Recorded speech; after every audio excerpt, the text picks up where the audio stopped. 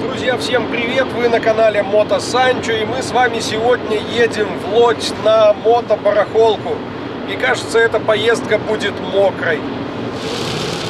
Погода сегодня, конечно, подкачала. Но мы еще в относительно комфортных условиях едем. Вы гляньте, целая колонна мотоциклистов куда-то движется. Голдвинг. Все в дождевиках, но когда ты едешь в дождевике целый день, он все равно начинает где-то пропускать. Где-то по шву, где-то по молнии. Пан Европа 1300. Такие мототуристы, мотодальнобойщики. Так, что-то там впереди.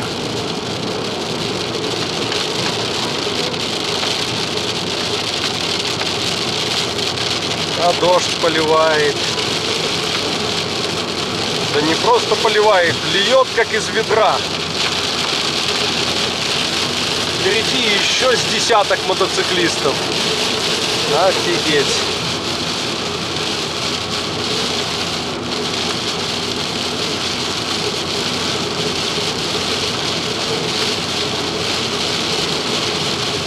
А мы въезжаем в какую-то прям черную тучу.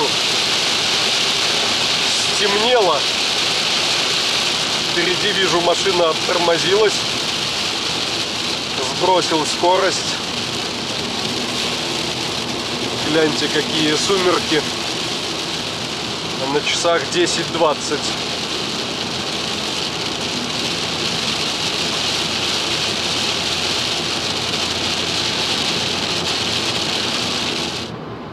Навигатор предупреждает, что через 600 метров какое-то ДТП впереди. Стоит машина с мигалками. И все перестраиваются, я так вижу, вправо. Ага, там, кажется, что-то на встречке произошло.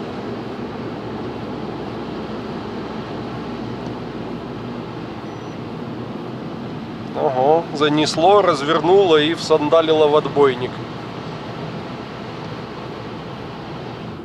Вот мы уже и в Лодзи. Подъезжаем, сейчас будем искать место для парковки. И надо отметить, что здесь погода получше. Дождь есть, мелкий, моросящий, но действительно мелкий, а не такой ливень, как был на трассе. Место нашлось, но, скажем так, не сразу. И судя по загруженности всех близлежащих улиц машинами, несмотря на погоду, на барахолке люди все-таки есть. На входе, как обычно, выдают браслеты. Стоит это удовольствие на один день 15 злотых.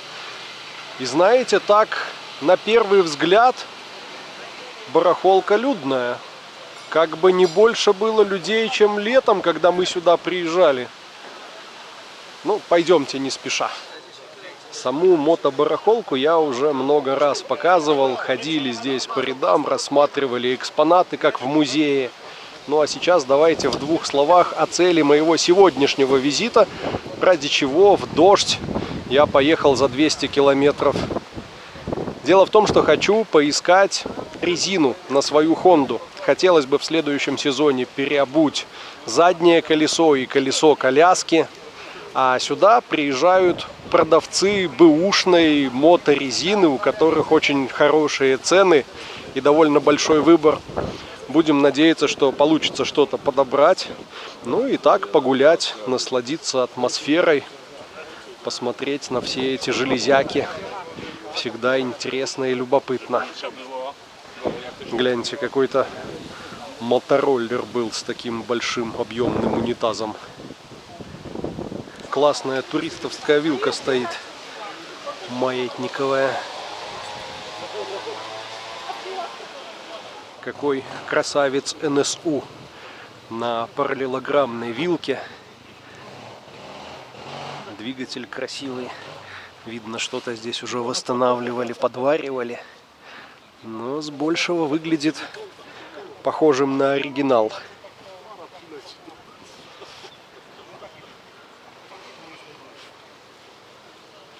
Какие моторы классные. У этого вообще весь механизм газораспределения на виду. Все снаружи. Масленочку достал из бардачка, смазал и поехал себе дальше. Явка. ВС-ка. Цундап. Продается, кстати. 41 год. 30 тысяч евро. Полностью исправный. О, а вот и резина. Из широких мне нужна пятнашка. К сожалению, не нашлось. Вот они лежат, пятнашки. Во-первых, какие-то все заезженные. А во-вторых, моей ширины нет. У меня 140, довольно узкое колесо. А здесь от 170 и шире.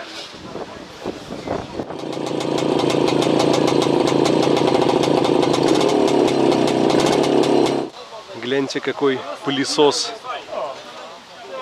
под названием «Чайка».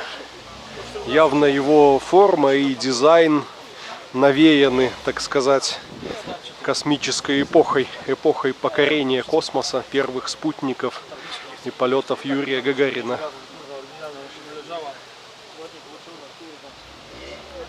Видим, продается М-ка. В идеальном восстановленном состоянии. Ее даже не выгружали. Она такая чистая, что жалко будет ее пачкать. Ну и здесь же что-то по запчастям для этих эмок. Я, как видите, одел перчатки, поскольку люблю все похватать руками, а руки потом грязные, а помыть негде. Будет гриль. Люди с палаткой даже приехали. Вот молодцы. И кажется, даже ничего не продают.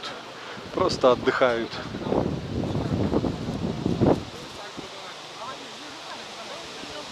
Ух ты, это ИФА. Оппозитный двухтактник. Чуть-чуть некомплектный. Но мотор целый.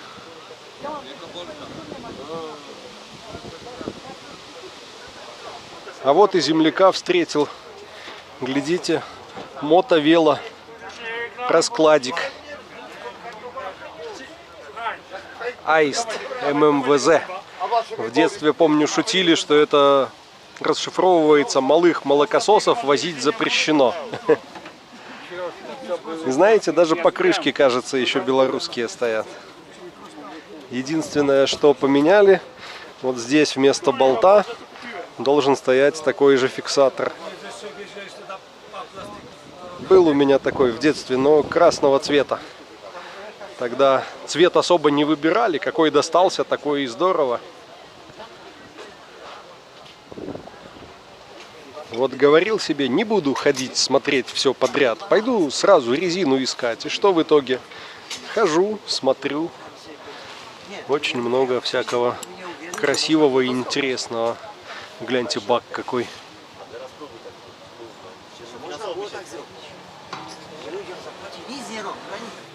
Зазовский движок. И много чего под Днепром, Уралом. Баки, рама, моторы, нижние клапы.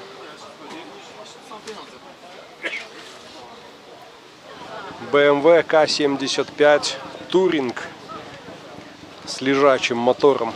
Это не оппозит. Двигатель лежит на боку. У него с одной стороны коленвал, с другой стороны голова. Но моторы при этом надежные. И дальше еще немного немецкого мотопрома. Цундап в исполнении Сахара. Еще один недовосстановленный. А сверху начинает накрапывать неприятный дождик.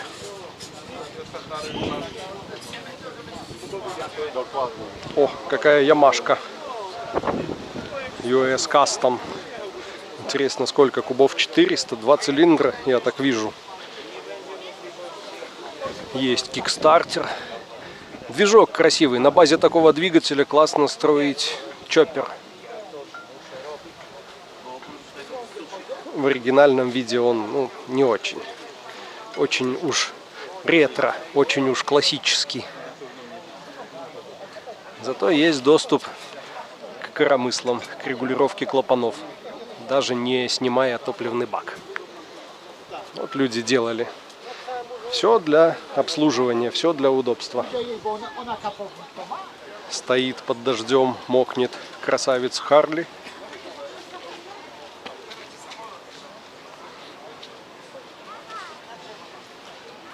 Нравится мне вот такая модель. Вот прям классическая классика. Softail, треугольный маятник, который изображает вроде как сухую раму, но по факту очень мягкая, удобная подвеска. Крыло глубокое спереди, колесо широкое. Все такое массивное и настоящее. Мой знакомый когда-то взял в покраску переднее крыло и бак от Харлея. Так вот это крыло у него лежало, я взял в руки подержать. Оно весит килограмма 3. Там, не знаю, миллиметровая сталь, если не толще. Индиан под зонтиком спрятался.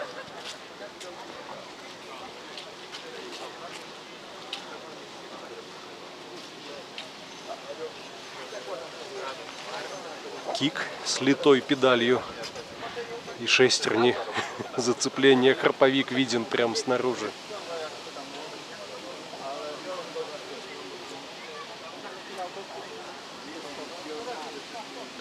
Глядите, уголок харлеиста. Половинки двигателя, бак, рама с картером. Сиденье какое сверхтонкое. Жестко, конечно, но зато стиль. Движок от ВЛА.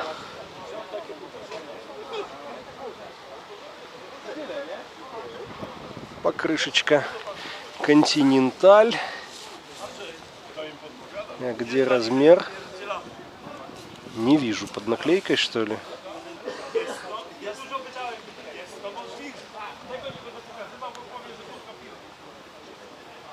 МТ-90H16.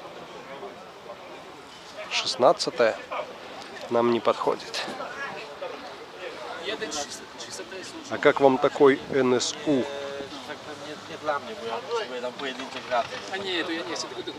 V-образный двухцилиндровый двигатель, но по нему так сразу и не скажешь. Очень маленький. 2 цилиндрика. Все на медных трубках. Опять же механизм ГРМ. Вот он, привод клапана. Обалдеть. Или это декомпрессор какой-то. Привод ремнем. А рядышком Peugeot мотоцикл. Тоже, думаю, начало прошлого века. В каком состоянии резина. Нитки уже видны. А это шкив ременного привода.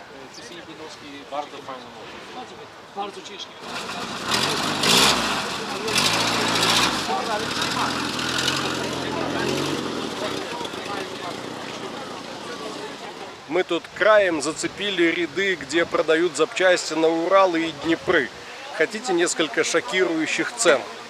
Пара новых голов китайских для Урала стоит 1800 злотых. Это, ну как это быстро перевести? $450. А глубокий ураловский поддон, просто поддон глубокий, алюминиевый, как у меня на Урале стоял, 300 злотых, это $85. Как вам порядок цен? Космос. Я почему и говорю, что здесь владеть Харлеем может быть даже немножечко дешевле, чем Уралом. Я уже не говорю о японцах, которые неприхотливы в обслуживании, и запчасти, расходники на них можно купить просто в мотомагазине. Приехал, заказал фильтр, масло, масляный фильтр, все это есть, все дешево. Уралы Это космос. Классные велики в стиле Харли Дэвидсон.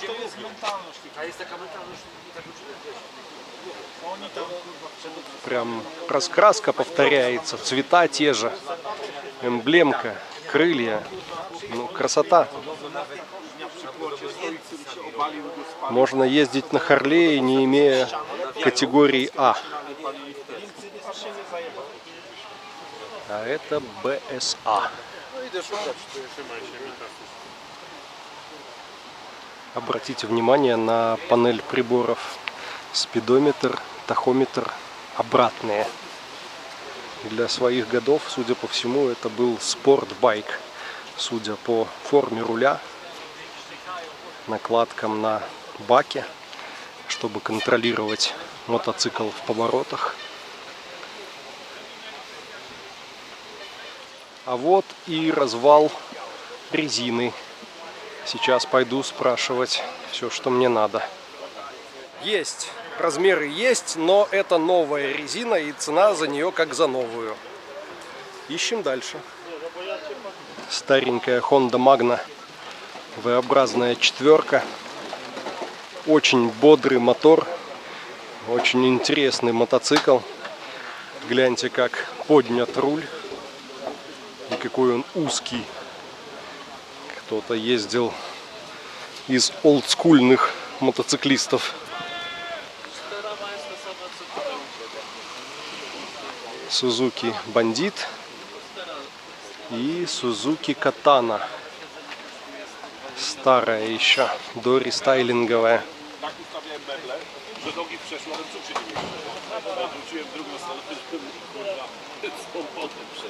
Усилившийся дождь разогнал покупателей. Мы самый ливень переждали в одной из палаток. И только гляньте на эту картину. Просто в луже лежат харлеевские сиденья. Ну и другие запчасти тоже.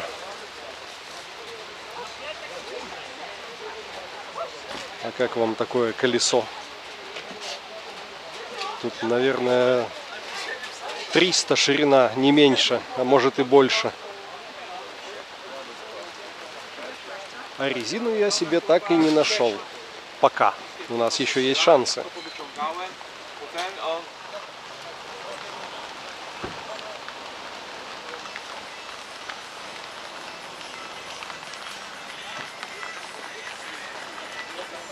Ребятки, глядите, кого я нашел!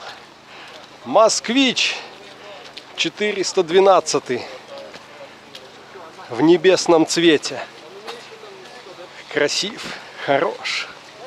А состояние какое? Огонек, коричневый салон, панель не потрескавшаяся, дворнички, все на местах. Антенну только убрали, видите? Здесь обычно торчит антенна, вот видно от нее шпаклевочка. Это место всегда выгнивает.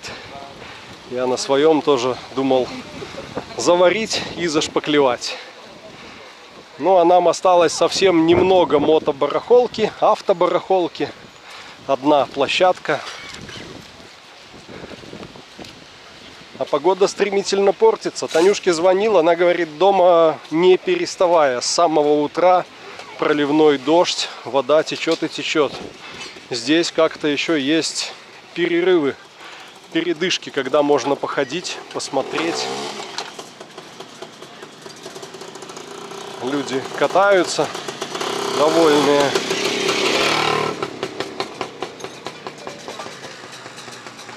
А сейчас я вас удивлю, чего мы только не видели. И запчасти для автомобилей, и запчасти для мотоциклов, и запчасти для людей. Никому не надо левая нога. Алюминиевая, легкосплавная. Офигеть, что только не продают.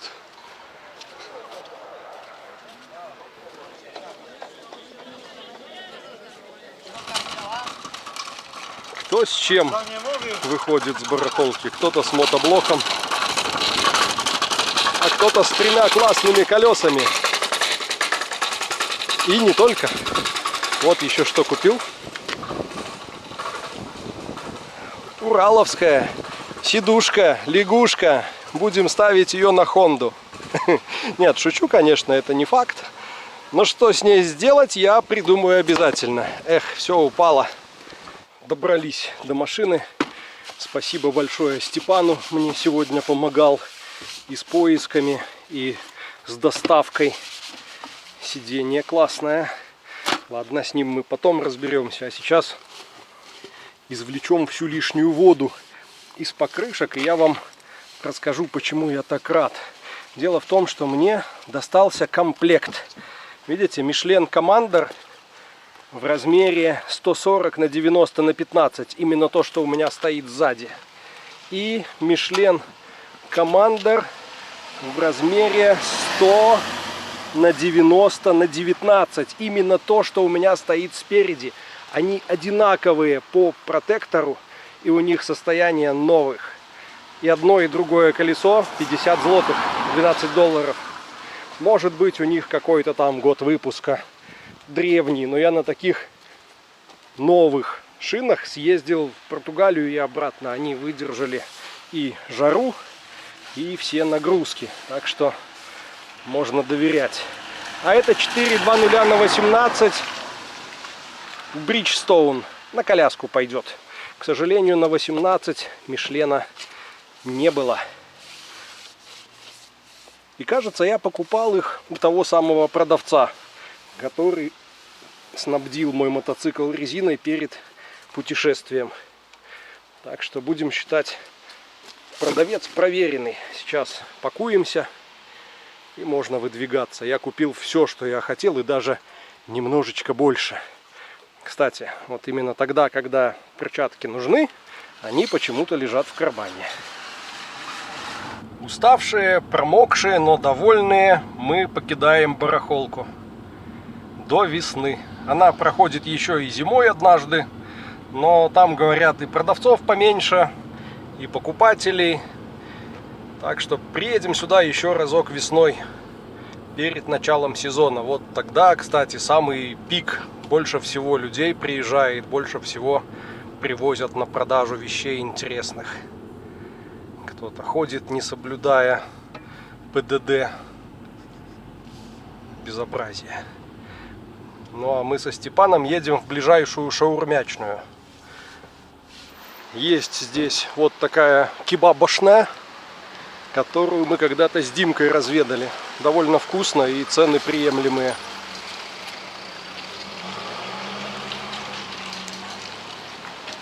Я не удержался, начал есть без камеры. Степан взял гигантскую шаурму, я просто большую, остренькая, вкусненькая. Будем обедать уже, наверное, часа 4, а мы только решили покушать. Сами поели, машину заправили, покидаем Лодзь, подбираемся сейчас к автостраде, и вы только гляньте на это. Как нам удалось по базару погулять. Льет как из ведра.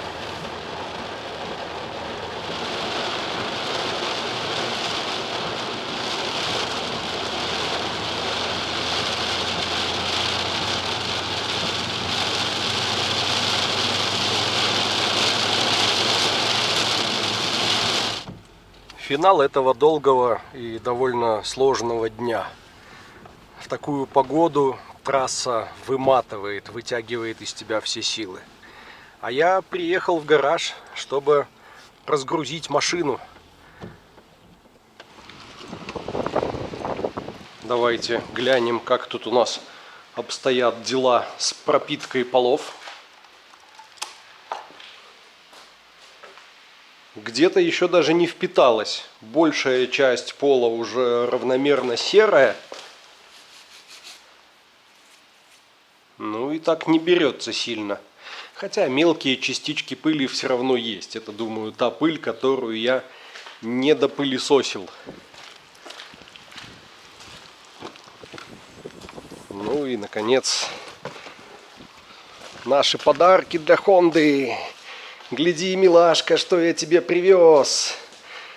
Новые шины, новая обувка.